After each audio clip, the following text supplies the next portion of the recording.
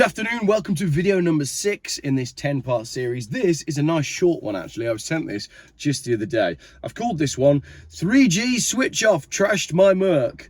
Hi Geoff. Okay, a little bit dramatic, but this is the thin end of the wedge for getting older modern cars off the road. Older modern cars. Back in May, I paid £650 for my Mercedes Me digital extras for 3 more years. Stuff like traffic on the sat-nav, a live view of where the car is, and the ability to lock the car or open it without the key. So this is a paid-for app, an extra bit of software that Mercedes offers that allows you to do more stuff with the car. Little did I know that Mercedes uses Vodafone 3G to provide these services. Well, guess what? 3G is gone, and Mercedes have nerfed my app, so I don't have these digital extras anymore. Obviously, I've done a lot of videos about the fact that the mobile phone signal everywhere you go is terrible because they're switching off 3G to move to 5G because they want to kill you all with the radiation or something like that. Anyway, it's definitely not about mobile phone signal because that's getting worse. Anyway, that's a conspiracy theory. And as we know, the difference between a conspiracy theory and the truth is about 18 months. Why they can't use 2G is beyond me. They still use 2G to tell you if you've forgotten to lock the car, but you can no longer use the app to lock it. It's a scam, and you won't find anything on the internet about this aside from the Mercedes-Benz forums.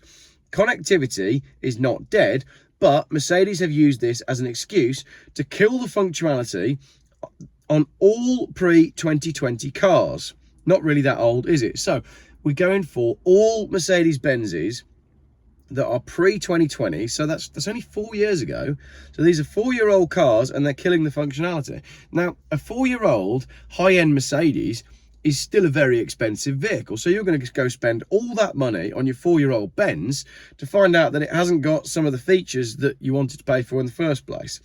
Mine's a 2016 and there's nothing wrong with it. There's no need to get a new one, and as it's diesel, it'll last for 200,000 miles plus. Yes, it will. Well looked after diesels return 50 miles to the gallon and can last for many hundreds of thousands of miles. I was going to tell you how many miles is on mine, but the clock stopped some time ago.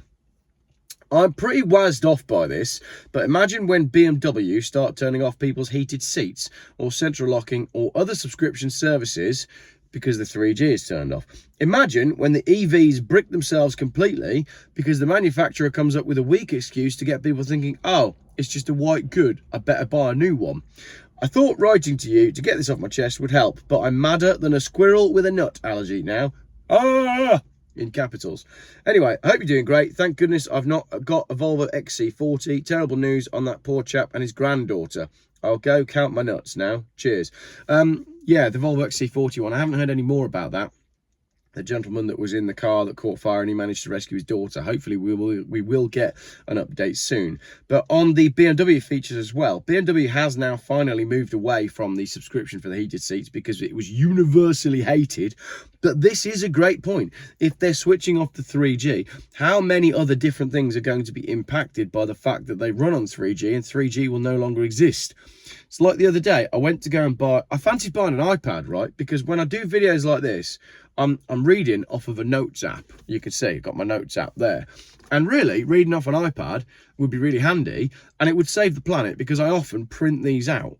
I like to print my notes out, read them off of paper, and then 2 things happen. 1, my passenger footwell ends up full of A4 paper, and 2, we end up burning it anyway. It usually goes in the fire because, you know, global warming.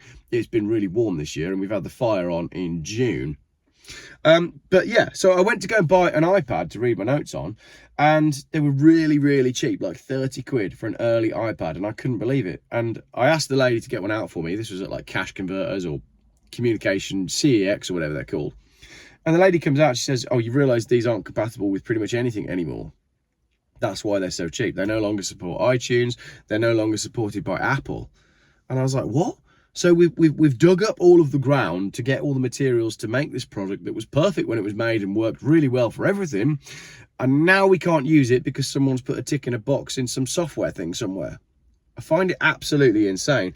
And on that one as well, my computer is now rubbish and my phone is now utter rubbish. In fact, if I feel my phone right now, it is red hot. And it's not charging, and it's not in a very thick mobile phone case. My phone, actually touching that, it's pretty much at the point where it's about to flash up, iPhone too hot, must cool down.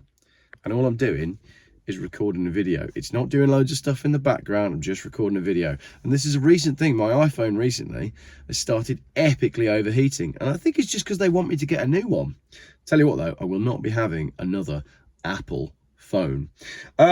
Sort of digress there, but anyway, if you would like to buy a Mercedes that can do 200,000 miles and is a diesel, the S-Class S320 CDI W220 shape, that's the one to have. See if you can find one before they all disappear. Thank you very much for watching this shorter video.